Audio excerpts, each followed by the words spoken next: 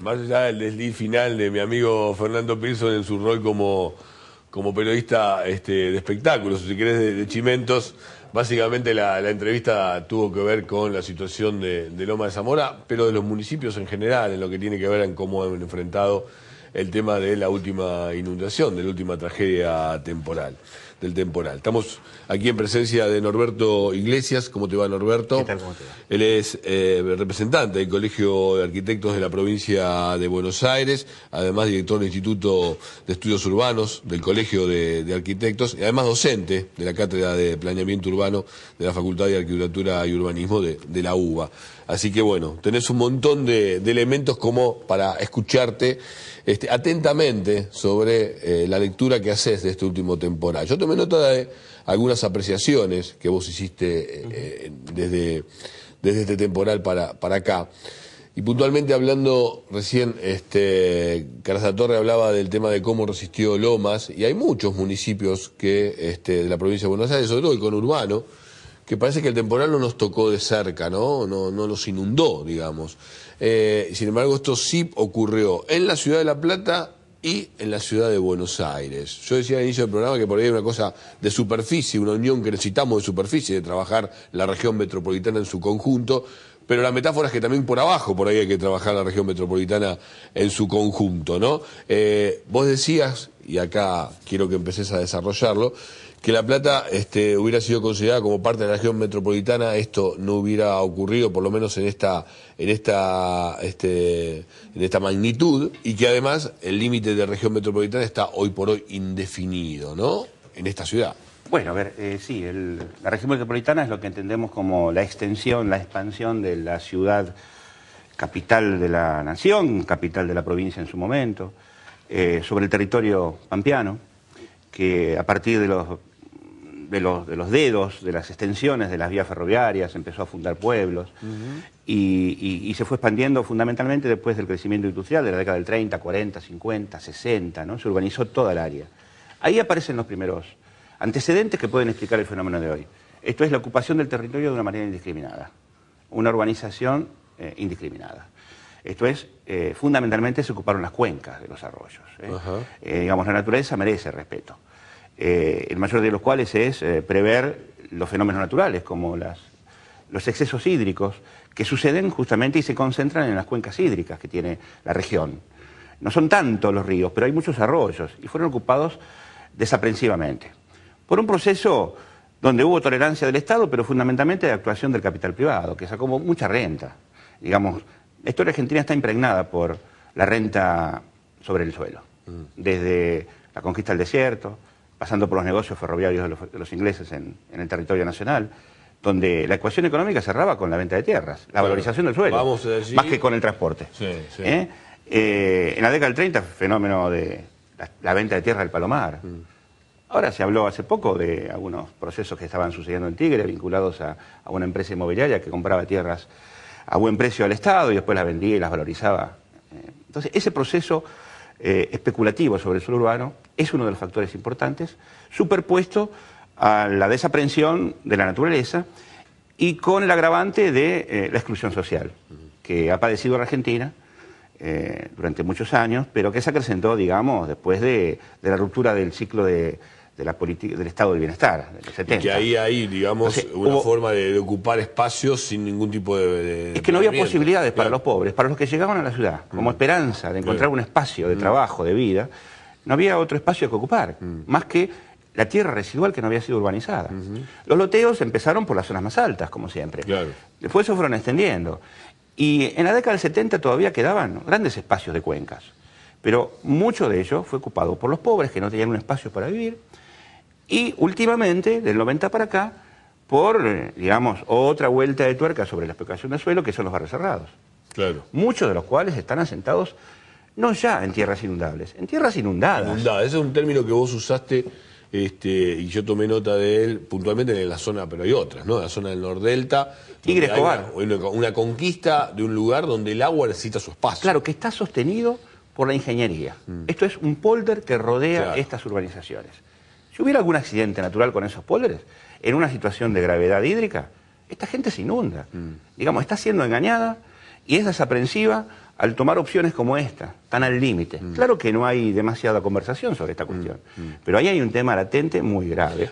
No muy grave, no más grave que lo que pasó, porque han muerto 60 personas y más, pero grave en el sentido de que es mucho menos esperable una cosa como esa, ¿no? Que gente que ha pagado el metro cuadrado en dólares. Más grave porque se ha loteado un lugar inundado. Exactamente, y esto fue en los últimos años. Porque el agua, inundado, por una necesidad natural del agua de estar ahí. Ese es el humedal. Quiere por ahí en algún momento volver a recuperar ese espacio el agua, ¿no? Es el humedal del río Paraná. Es parte del humedal del río Paraná. Por todo lo que me estás diciendo, Norberto, la primera sensación que me da es contundente. Digo, esto era previsible. O sea, vos me estás hablando incluso históricamente, ¿no? Porque además vos marcás incluso a Scalabrini Ortiz cuando hablaba de esto, de la que conquista tenía que ver no solo por la ruta de los ferrocarriles, sino también por toda la operación inmobiliaria y de tierras que se podía realizar a futuro al respecto. De allá para acá dijo, esto era previsible. Era previsible, tanto ese fenómeno, el cuadro de situación estaba a la vista, como la posibilidad de que sucedieran fenómenos climáticos de este tipo. Ya hay antecedentes en los últimos años de que el clima parece que está cambiando. Y no podemos comprobarlo fehacientemente o esperar a comprobarlo para tomar las medidas. Si parece que está cambiando, tomemos la medida como para que el cambio va a ser así. ¿Y cuáles son las medidas? Y las medidas son muchas. Desde el punto de vista arquitectónico y de obras. A ver, voy a empezar por lo que me interesa, una cosa de fondo, de la que menos se habla. Por eso, no porque sea la más importante, porque las obras son muy importantes. Evidentemente, se ha visto Loma de Zamora, en algunas zonas de Loma de Zamora, el impacto no ha sido tan grave como en otras oportunidades. ¿Por qué? Porque hubo inversión. Digamos. La poca inversión, digamos, el conurbano tuvo, desde los 70 en adelante, una fuerte desinversión pública en infraestructura. El país en general. En la década del 90, el Fondo de Reparación Histórica del Conurbano Bonaerense invirtió algo, pero se acabó con la crisis económica del país. Y recién después del 2003, 2004, empezaron a aparecer obras. Pero es tan grave el déficit y tan ancestral que todavía no estamos al día con esa situación. Entonces, en materia de infraestructura hay un déficit importante y hay que poner dinero y ponerlo bien. Pero está también el tema, como dije antes, de la ocupación de espacios que no deberían estar ocupados.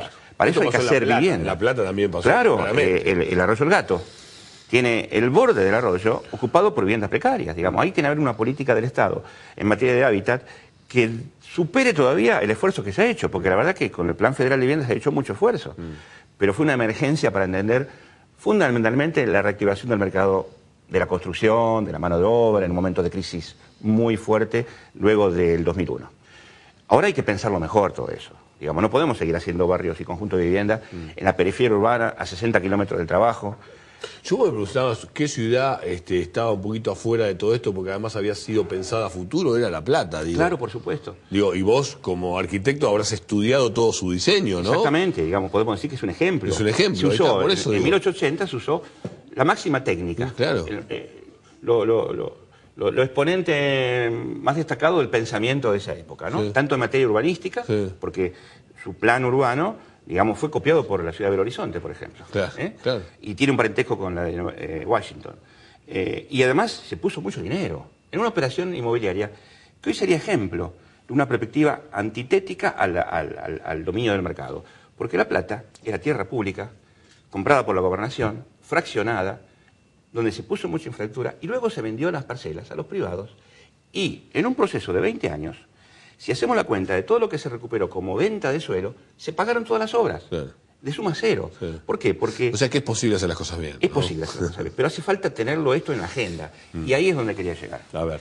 Esto es, la sociedad, primero, tiene que tomar conciencia de que cosas como esta nos golpean muy fuerte si no las tenemos en cuenta. ¿Para qué? Para trasladar esta presión hacia la política. Y que la política no opere sobre el corto plazo. Claro. Digamos, una obra hidráulica para que tenga efectividad muchas veces tarda más de 4 años, que es el periodo de gobierno, ¿no? Necesitamos intendentes con vocación de ser intendentes. Necesitamos el fortalecimiento de las estructuras municipales técnicas. Necesitamos municipios con más capacidades financieras. Y aquí voy a un punto que no lo dije antes, pero que es político.